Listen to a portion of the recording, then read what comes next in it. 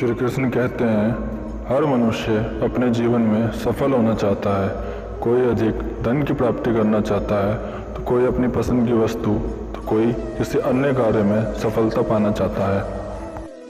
परंतु जीवन में वास्तविक सफलता क्या है? वास्तविक सफलता है आत्मसंतुष्टि। जिस कार्य को करके संतुष्टि व प्रसन्नता मिले, वही सच्ची सफलता है। श्री कृष्ण कहते हैं कि खुशी मन की एक अवस्था है जो बाहरी दुनिया से नहीं मिल सकती। खुश रहने की एक ही कुंजी है, इच्छाओं की कमी। श्री कृष्ण कहते हैं, वासना, क्रोध और लोभ, ये तीनों मनुष्य की सफलता और खुशियों में सबसे बड़ी बाधा है।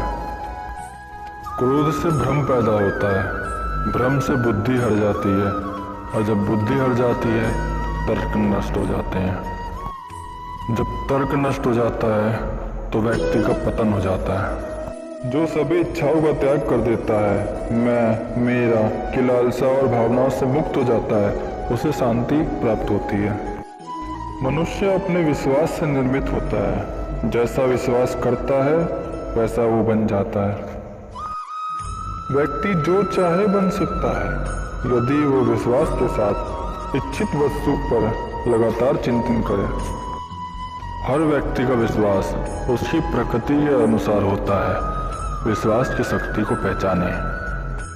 मनुष्य अपने विश्वास पर हर वस्तु को पा सकता है, जो चाहे वो बन सकता है। विश्वास के साथ ही मनुष्य को अपने मन पर नियंत्रण रखना भी सीखना चाहिए, जिससे उसका ध्यान केवल अपने लक्ष्य पे हो। जो मन को नियंत्रित नहीं करते, मन उनके लिए शत्रु के समान कार्य करती है।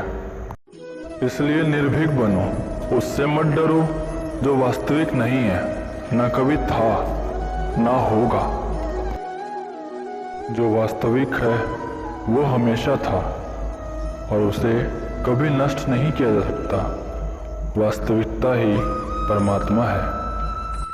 श्री कृष्ण कहते हैं, मन की गतिविधियों, होशो हवास और भावनाओं के माध्यम से भगवान की शक्ति हमेशा तुम्हारे साथ रहते हैं। सदैव संदेह करने वाले व्यक्ति के लिए प्रसन्नता ना तो इस लोक में है और ना ही किसी अन्य लोक में। उनका जीवन निर्णयहीन, दिशाहीन और भटकाव से भरा रहता है। संपूर्ण ब्रह्मांड मेरे ही अंदर है, मेरे ही इच्छा से यह प्रकट होता है, और अंत में मेरी इच्छा से इसका अंत हो जाता है। मेरे लिए ना कोई घृणित है, ना ही कोई प्रिय। किंतु जो व्यक्ति भक्ति के साथ मेरी पूजा करते हैं, वो मेरे साथ है और मैं भी उनके साथ हूँ। बुरे कर्म करने वाला व्यक्ति जो राक्षसी प्रवृत्ति का है और जिनकी बुद्धि माया ने हर ली है, वो मेरी पूजा या मुझे पाने का प्रयास नहीं करते। कल्पों के अंत में सब कुछ प्रकृति को प्राप्त होते हैं, अर्थात प्रकृति में लीन होते हैं, और कल्पों के आदि में उनको मैं फिर रचता हूँ। मैं उन्हें ज्ञान देता हूँ जो सदा मुझसे जुड़े रहते हैं और मुझसे प्रेम करते हैं। मैं सभी प्राणियों को समान रूप से देखता हूँ, ना कोई मुझे कम प्रिय है, ना अधिक। लेकिन जो मेरी प्रेम पूर्वक आराधना करता है, वह मेरे भीतर रहता है और मैं उनके भीतर। मेरी कृपा से कोई भी व्यक्ति सभी कर्तव्यों का निर्वाह करते हुए भी बस मेरी शरण में आकर अनंत निवास को प्राप्त करता है। भगवान प्रत्येक वस्तु में है और सबके ऊपर भी। प्रभुत व्यक्ति भगवान के सिवाय किसी और पर निर्भर नहीं करता।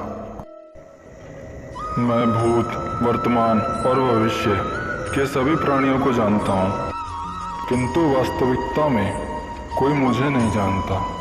ईश्वर एक अदृश्य एवं अकथनीय शक्ति है, जिससे संसार की उत्पत्ति, पालन एवं लय होता है।